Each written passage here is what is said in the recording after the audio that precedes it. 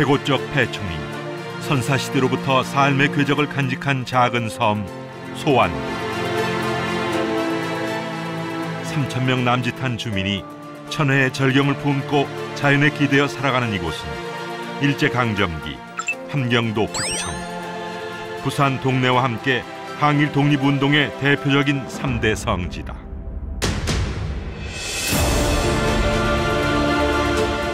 당시 6천여 명 주민들 중 애국지사 800명이 불령 선인으로 낙인 찍혀 일제의 탄압을 받았고 20명의 대한민국 건국 훈장 서훈자를 포함 모두 89명의 독립운동가가 조국의 독립을 위해 목숨을 바쳤다.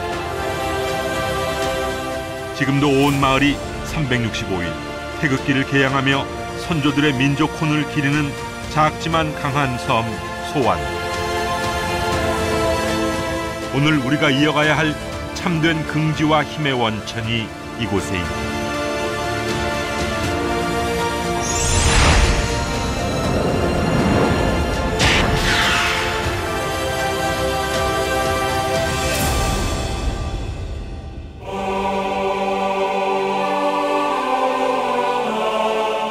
소안의 항일 역사는 1886년으로 거슬러 올라간다.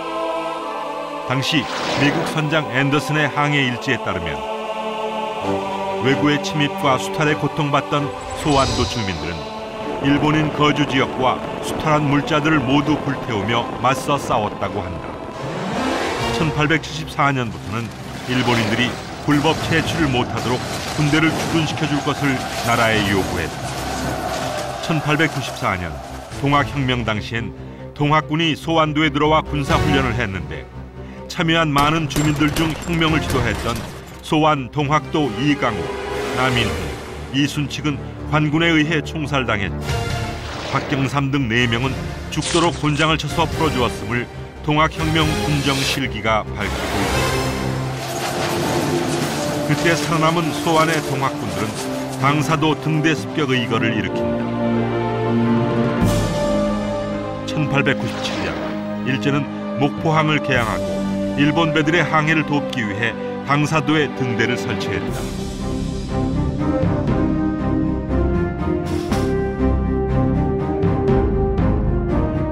동학군 이준환은 고종 황제 폐위 직후인 1909년 의병들을 이끌고 등대를 습격.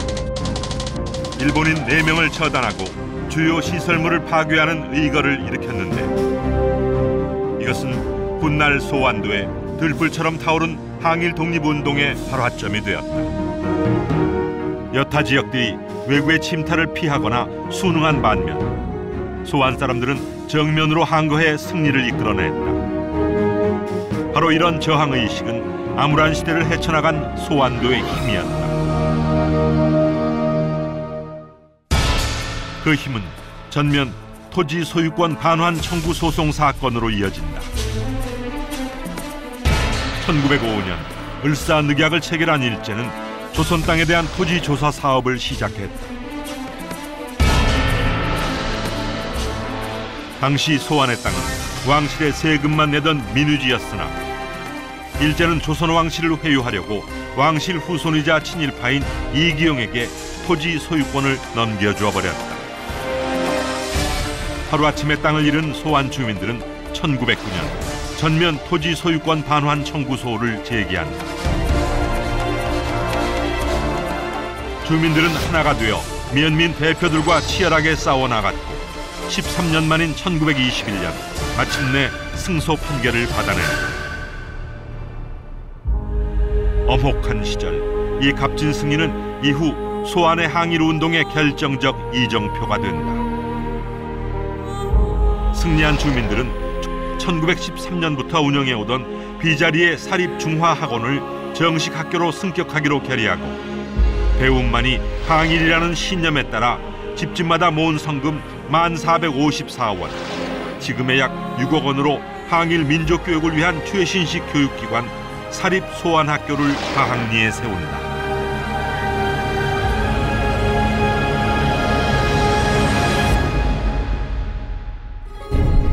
1923년 5월 16일 설립된 사립소안학교는 항일 투사들을 키워낸 요람이자 소환의 항일 운동이 전국 각지와 만주, 일본에까지 뻗어나간 전초기지였다.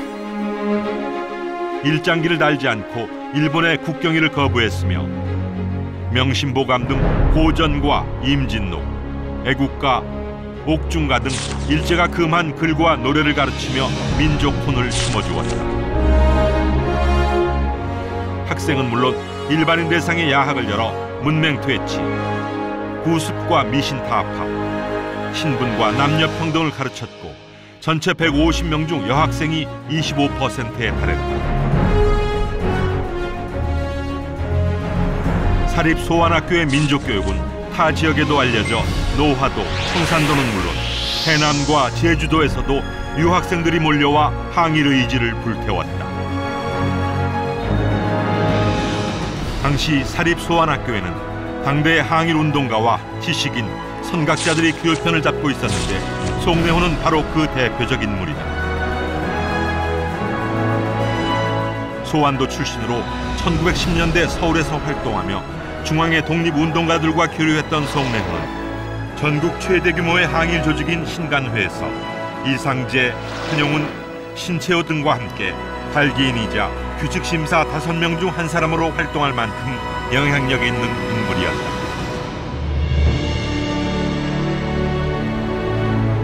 특히 그는 소환도에 수많은 항일 단체들을 조직하고 이끌었는데 대표적 항일 조직이 1914년에 결성된 수위 위친계다. 명목상 친목회로 위장했으나 실상은 항일운동을 위한 비밀 결사였던 수위 위친계는 완도와 경상도, 전라남북도의 항일운동을 확산시켰고 만주의 황포 군관학교와 북경, 간도, 일본에까지 조직원을 파견하면서 소환 사람들의 민족의식이 조직된 힘으로 움직이는 발판을 마련했다. 1915년 송내호는 배달청년회를 조직했다. 100여 명이 참여한 배달청년회는 38선 이남에서는 최초로 조직된 청년단체였다. 1919년의 3.1 만세운동은 항일운동이 표면화되는 계기가 되었다. 운동은 전국 각지로 번져나갔고 완도에서는 보름 후인 3월 15일 송내호의 주도로 일어났다.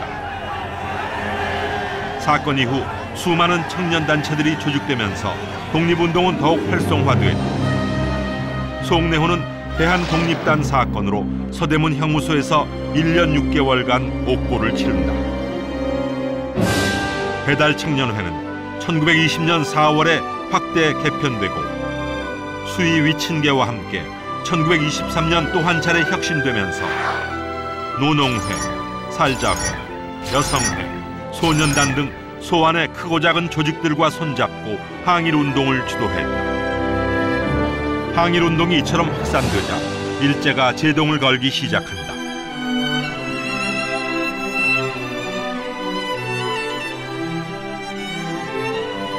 (1924년 9월 15일) 배달청년회가 중심이 된 약 700명 회원의 소환 노농연합 대성회 행사에서 일제경찰이 무단 입장하자 회원들이 그를 추방시켰는데 경찰은 직무방해죄와 협박죄 등의 혐의를 씌워 대성회 간부 12명을 체포한다. 이때부터 수많은 소환 사람들이 감옥을 제 집처럼 드나들었고 주민들은 옥에 갇힌 이웃을 생각하며 겨울에도 이불을 덮지 않았다고 한다. 탄압이 심할수록 주민들은 더욱 끈끈하게 연대했고 더 강한 힘으로 치열하게 저항했다. 이후 소환의 항일운동은 1926년 6월 결성된 살자회로 그 중심이 옮겨진다.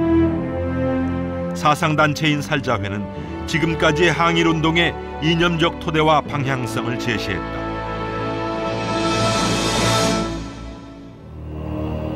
1927년 5월 일제는 사립소환학교를 강제로 폐교한다. 일본 국경일 행사를 거부하고 일장기를 달지 않는다는 이유였다.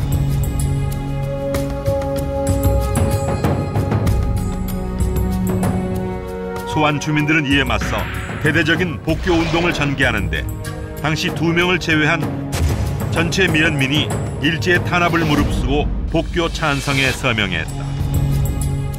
이러한 사립소환학교의 복교 운동은 조선, 동아 등 주요 일간지에 대서특필된다. 신문들은 연일 폐교 조치를 비난하고 복교를 촉구하는 글을 실어 여론을 환기했다. 이것은 일본에까지 알려지면서 국내외의 항일운동을 고무시키는 기폭제가 된다. 그렇게 남해 외딴 섬 소환도는 항일운동의 성지로 꺾이지 않는 힘을 가진 저항의 섬, 민족의 섬으로 각인된다. 일제 탄압이 본격화된 것도 이 무렵부터다. 1927년 11월 20일 배달청년회의 개편 총회를 겸한 사립소환학교 강제 폐쇄에 대한 항의 집회에서 집행부가 준비한 선언문이 일제에 압수됐는데, 일제는 이 선언문이 정치의 변혁을 목적으로 하여 안녕 질서를 방해했다는 구실을 씌워 청년회 간부들을 대거 구속한다. 이때 송내호를 비롯한 간부 13명 등 항일 조직의 핵심 세력들이 모조리 검거되어 옥고를 치른다. 사립소환학교도 끝내 폐교되었다. 당시 동아일보 부장직을 버리고 소환학교로 들어와 학생들을 가르쳤던 이시환 선생은 학교를 떠나며 노래 한 편을 지었다. 떠난다 떠나간다 나는 가노라. 목포 형무소에 수감됐던 송내호는 투옥 중 얻은 폐결핵으로 1928년 12월 20일 34세 나이로 세상을 떠났다.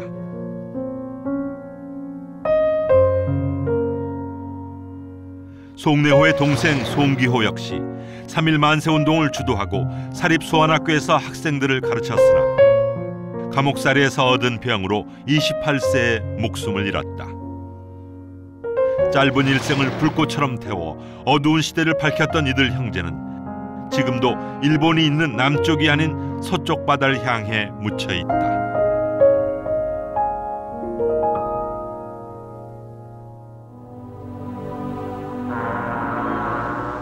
섬 이름은 소환이나 민불안이요, 산 이름은 가학이나 학불레라며 애국지사들이 망국의 한을 담아 읊조렸던 식구처럼 무참히 꺾이고 짓밟히면서도 결코 굽히지 않았던 소환의 항일 정신은 1929년 광주학생운동으로 이어졌고 대한민국 독립운동사에 거대한 족적을 남겼다. 이제 이 땅에 대한독립을 외치는 함성 소리는 더 이상 들리지 않는다. 그러나 이 빛나는 산과 바다 곳곳에는 짠물 속에 역사의 핏물을 먹고 자란 순백의 무궁화가 피고 지며 목숨 바쳐 일제에 항거하며 나라를 지켜냈던 선조들의 민족군이 지금도 살아 숨쉬고 있다. 그 힘이 오늘 우리들의 삶에도 면면이 흘러 민족의 등 밝은 태양, 희망의 빛으로 내일의 역사를 비추고 있다.